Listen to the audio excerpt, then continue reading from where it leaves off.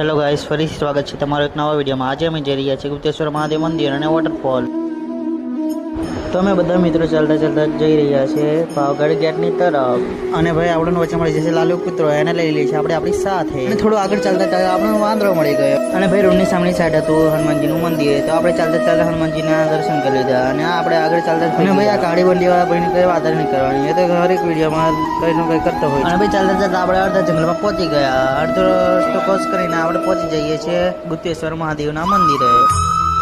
તો ભાઈ આપણે મહાદેવના દર્શન કરીને પછી આપણે નીકળી ગયા છીએ આગળ વોટરફોલની તરફ। અને ભાઈ થોડું આગળ જતા ત્યાં આપણે જોવા મળી જાય છે વોટરફોલ। તમે વિડીયોમાં જોઈ શકો છો આપણા બે કૂતરા આગળ આગળ ચાલી રહ્યા છીએ।